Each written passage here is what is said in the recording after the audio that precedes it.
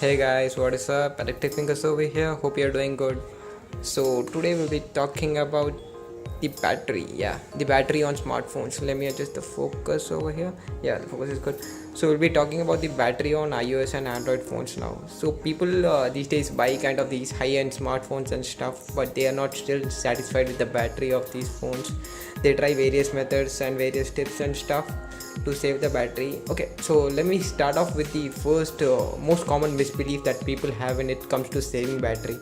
So the first thing people actually kind of do is they keep closing these apps in the recent tray all the time. They think that closing these apps might save battery because these are running. So the actual thing is the apps that you see in the recent tray aren't actually open. These are the apps that you had used. That's it. That's the thing that the recent tray does. Not all the apps are running in the recent tray. So for example, there is this app called eBay.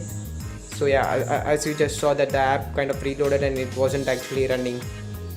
So not all the apps are running in the recent tray. So you shouldn't be actually closing all these apps.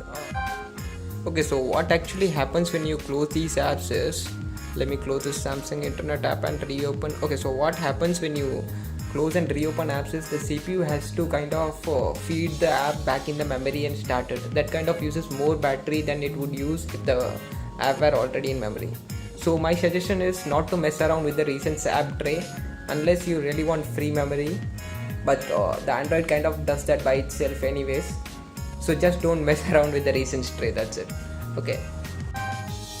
Okay, so the next thing that people do is they download these apps called battery savers. Yeah, there are a lot of battery savers on the market, I tell you, a lot. Okay, so what these battery savers do is they kind of close most of the apps in your recent memory, and that is how they try to save battery. But that kind of contradicts with what I said just now, that closing apps all the time in the recent tray is bad for your phone and bad for your battery. So what I suggest is stay away from all these battery savers. Instead, what you can do is you can go to the settings and you can turn off all the unwanted wireless connections like Wi-Fi. If you don't need Wi-Fi, you can turn that off. If you don't need Bluetooth, you can turn that off. And depending upon what kind of network you are using, for example, let me go to mobile network, that's Airtel. Okay, I'll go to advanced, and the preferred network type, as you can see, depending upon what kind of network you are getting. For example, suppose in your area you are getting the 3G connection is kind of low, but the 2G connection is strong. In such cases, keeping the phone on 2G will kind of save more battery than keeping it on 3G, because low signals kind of affect the battery a lot. So the other thing is NFC. Yeah, so if you're not using NFC, you can turn that off, and basically turning off all the unnecessary features will save battery on your phone.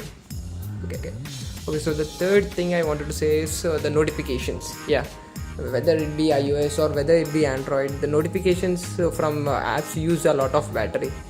For example, let me go to this app, Instagram, and Instagram, let me go to, oh shit, okay, we got it, app info. Let me go to the app info, and as you can see, the permissions over here are the app notifications. I've already kept them off to save battery. If you keep them off, as you know that Instagram pushes a lot of unwanted notifications, and if you actually need the notifications, you can in most of the apps actually the notifications have separate categories. For example, you will be notified only when you get a like, you will be notified only when only when your friend uploads a new photo and stuff. So you can turn on only the notifications that you want if you really need the notifications. If you actually want to save the battery, you can entirely turn off the notifications. That is the best way to save battery. So the third tip I would conclude as turning off the app notifications for the apps that you don't want notifications from. The fourth thing is charging your battery. When you're charging your battery, try to charge it till 80% all the time, because actually charging it to 100, as per studies I have read that charging it to 100% kind of degrades the battery a lot. So try to charge it to 80% most of the times. That will be better for you. And try to charge more frequently than doing longer charges. For example, if your phone is at 50%, so my phone is right now at 55%, so it is better for me to charge right now than charging when it is in 10%. like charging from 10% to 70% will create more heat on the battery than charging from 50 to 70. Yeah, so heat basically affects the battery a lot.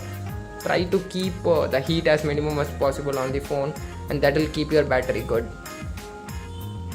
So yeah, that kind of sums it up, guys. Thanks for watching the video. If you like what you just saw, please hit that like button. I have just started the channel, so if you hit that subscribe button, it will mean a lot. Until next time, guys, bye bye.